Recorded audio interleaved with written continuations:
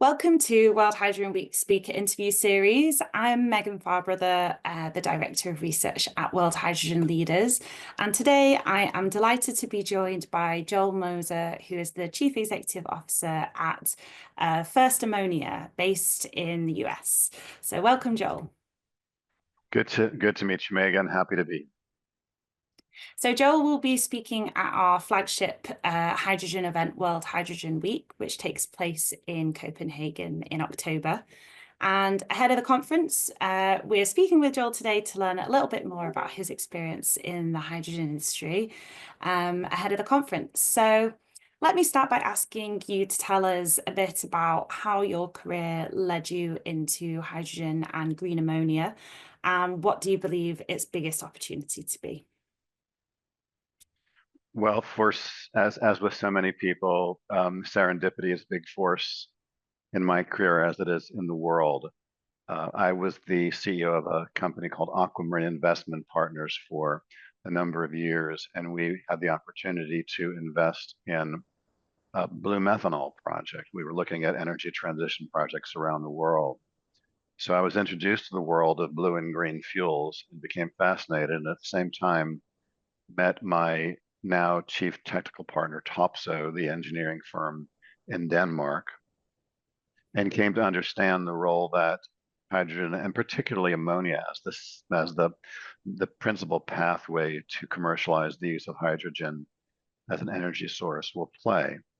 So that's how we got there. We actually then reformed our company, Aquamarine, as First Ammonia, and decided to double, triple, quadruple down on the bet that green fuels and particularly green ammonia will have a huge role in the energy transition. What is most exciting in the sector is just that in a world as we wean off fossil fuels as a principal energy source, that we will be electrifying much of what happens, but there are places that the wires don't reach in transportation, even in aviation, in parts of the world where there aren't wires and may not be for a very long time, and in countries which don't have adequate renewable resources themselves and therefore will be net importers of energy, that hydrogen and its principal chemical manner of implementation, ammonia, will fill that gap to provide energy resources where the wires don't reach. Great. Well, thanks for explaining that. It's always interesting to hear different pathways into the sector. So at the moment then, which markets globally are the most attractive for you and your projects? And do you see this expanding or changing over the next decade? The most important markets are the places where government is driving the use of our projects. Depending upon when your audience has a look at this video, it would be very timely to say that just a few hours ago, literally a few hours ago on my watch, the U.S. House of Representatives passed a bill regarding a number of renewable energy matters, including the hydrogen tax credit. I'll talk about that in a moment, but I first want to say that while there was a lot of attention focused on Washington, the most important place for the moment is Brussels, because what drives this industry is not where the product will be produced, but where it is in use. And its use is driven by policy. And right now, it's the EU, RFNBO, as well as the border carbon adjustment, which is driving the demand for the product. That's where it's going. That's where our initial market will be. The IMO a few weeks ago also finally passed the carbon intensity rules for international shipping. So we certainly expect to see demand for our product globally for the shipping industry. Japan and Korea are both expected to be following the EU at some point, hopefully soon. So Tokyo and Seoul. This is what matters. What the US Congress has been tinkering with, if you will, is about whether or not the US will be a production center.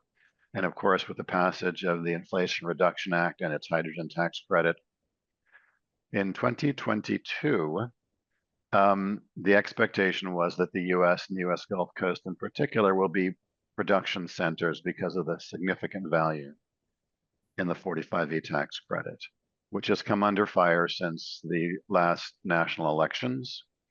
And actually, this morning, the House of Representatives passed a first step toward what's called the reconciliation process, which is the arcane mechanism by which the US Congress passes tax reform under its current political arrangements. And it ends this 45E tax credits for projects going forward from January 1st of 2026. That's disappointing for many projects, but not for ours. What you see behind me shown in computer generation is a project we are developing in Victoria, Texas, and we will begin construction this year. So we are grandfathered, if you will, for the tax lawyers who are listening to me. I know that's an incorrect use of that term, but it's a nice way to understand it. So we are grandfathered. We will build this project. We have started. We will start construction. So I'm delighted by that. I do think that over time there will be additional production sites in the U.S.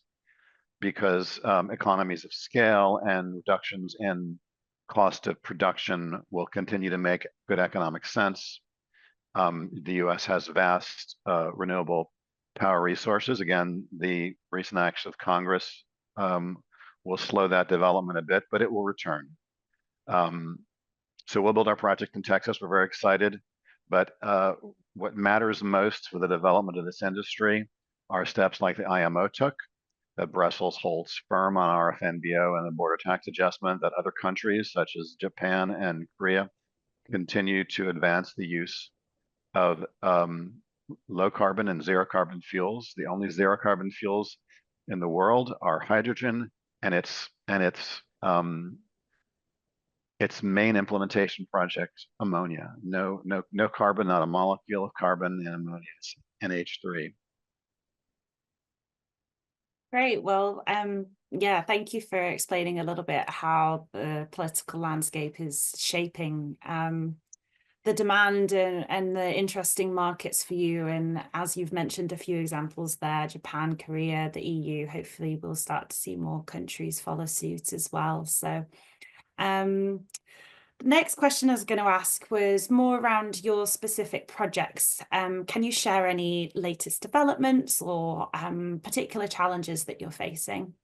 Sure. Well, the exciting thing is that, we never stopped developing this project, but there was a little bit of we didn't pause so much as we might have shifted into lower gear, waiting for the regulatory framework in the US to settle. We're now shifting back into higher gear.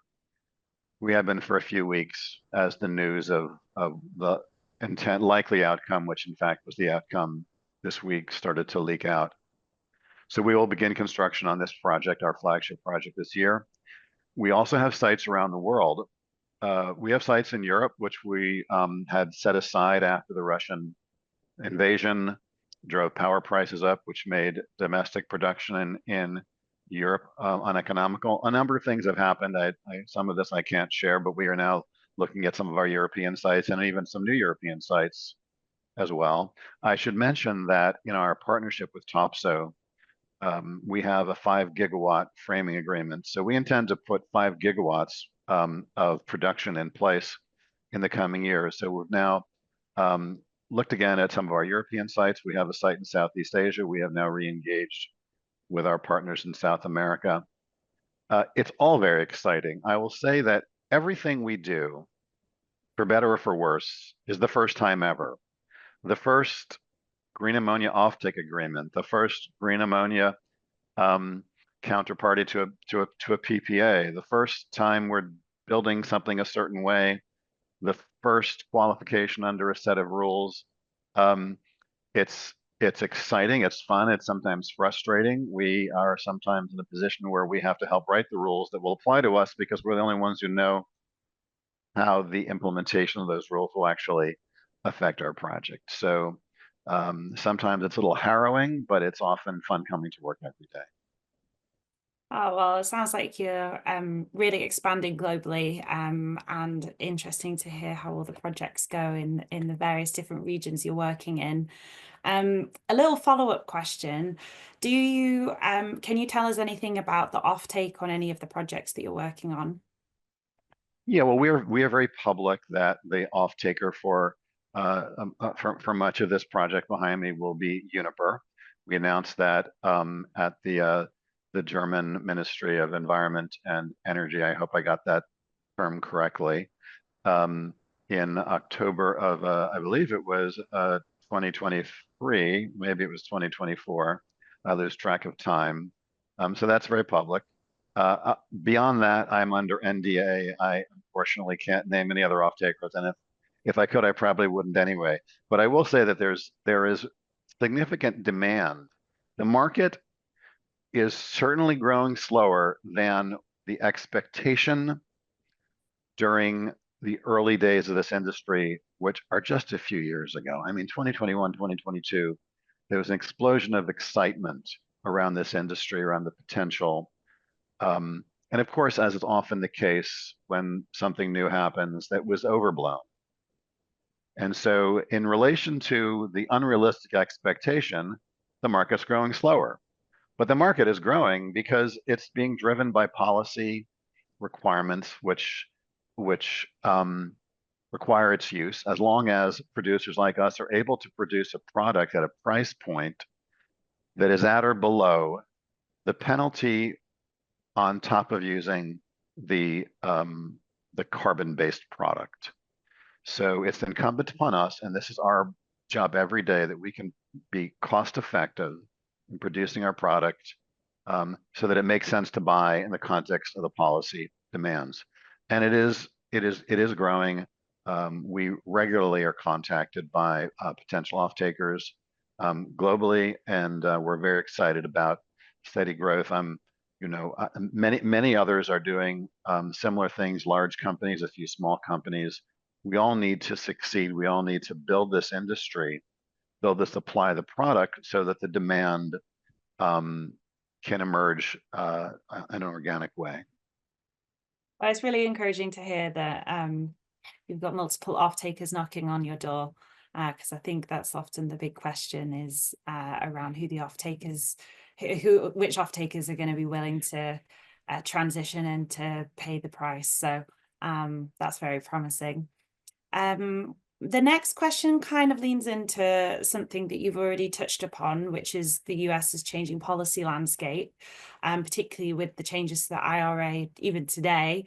So I'm interested to know what you think this will mean for green ammonia projects in general, and the global hydrogen economy development in general. I know you've already talked specifically about your project. When the IRA, we have always, from the beginning of our company, been global and had sites around the world. When the IRA was passed, the value of that subsidy was so deep that it seemed that no other geography can compete. That remained true, although it's all about power price and scale. If you can build at scale, you create an economy of scale, which reduces price. Pushing back against building at scale is the slower pace of demand. So a lot of the very large projects that were announced around the world in Australia and even the United States have been canceled because they were proposing to produce more volume of product than there was really visible demand for. Mm-hmm. So, but just note that scale production drives power price down. I'm sorry, ammonia price down, hydrogen price down. And then energy price is the other big factor in the cost of a product. There are places in the world where the energy price can be quite low. Another factor is capacity factor. So, for example, a hydro project or a geothermal project can run 24/7, creates a competitive advantage to the intermittency of traditional renewables. And finally, efficiency. As the technology is deployed and improved, we anticipate driving down the cost of our infrastructure because of efficiencies that emerge in the production cost. All of which to say is that 45V is not the be all and end all of the cost of production of our product, whether in the US or South America or Europe or Asia or anywhere. 45V will sunset, not for this project, but for other projects that aren't started this year. So it'll go off into the sunset. And so it might level the playing field a little bit globally. It will be the end of this sort of artificial subsidy. Wouldn't surprise if it comes back under subsequent administrations. But the point of 45E was always just to give the early movers of this industry a push. And in fact, our project one in Victoria will benefit from that push. But the earlier sunset of 45E will eliminate that artificial benefit vis-a-vis projects elsewhere. So I think we'll start to see other global locations emerge as points of production, which is exactly what we're doing. It's not our highest priority. Our highest priority is to make green ammonia in Texas. But it is exactly why we're looking at projects again in Europe and South America and Southeast Asia, because the market will reach the right level as the price of production is able to achieve a level to make it sensible to buy. Yeah, that makes sense. Yeah, it's interesting to get your insights on kind of the leveling playing field globally. So what does that mean for First Ammonia then? What are your next hydrogen plans specifically? Well, we're gonna be having a groundbreaking in Texas soon. We'll be busy building a project there. We'll see how big a project that site and the current offtake can support. We're looking at both ammonia and hydrogen in Europe. Some of the sites we had already looked at, some new sites. We're very active in a project in Southeast Asia, which I can't talk about because of NDAs, competitive reasons. But we will, if I can use an American expression, walk and chew gum at the same time. We will develop and build and deploy and commission our project in Texas, even as we're exploring and then ultimately breaking ground on other projects around the world. If 45E is going to be gone after this project one, then it's really just a question of where we can get the power capacity factor and price which makes sense for that project site to be a production point. This product floats, ammonia floats on shipping. About 20% of all the current 200 million metric tons of ammonia that are used and produced each year in the world move around on ships. We're making a commodity. It's a different commodity. It's the same chemical as gray ammonia, but green ammonia or zero carbon ammonia will become a commodity as its production continues. One would imagine that just as with LNG, there'll be arbitrage of floating cargoes. So location of production in terms of distances and shipping costs is less relevant. What becomes relevant is what will drive this really is where the low power is. Yeah, definitely. That makes sense. Well, thank you so much for that. I guess my final question is more related to World Hydrogen Week, the event taking place in October in Copenhagen. Keen to know why you're participating in the event this year and if you can share a little teaser about the topic you'll be speaking on. Sure. Oh, I love going to World Hydrogen Week. It's great to see old friends. This is a tight community of people. We all know each other. We're all supporting each other because we all need to succeed. But I will also say that every time I go, I will make a new commercial contact, whether for a new site, a new commercial partner. So it's great to be there. I think by October we're going to be able to talk a lot about the actual commencement of construction and the and the physical deployment of technology. So there'll be lots to talk about and maybe some very cool things to show. Oh, very exciting. We're really looking forward to hearing more about that and to welcoming you in Copenhagen. Um, I want to thank you so much for your insights today. It's been fascinating to learn about your projects and also your perspective on what's happening in the industry. So for anybody that's looking to find out more and learn more from Joel, we definitely encourage you to join the event in October. And you can find out more at worldhydrogenweek.com. So for now, thank you once again. Thank you also for listening, and thanks to Joel. It's a pleasure. Thank you.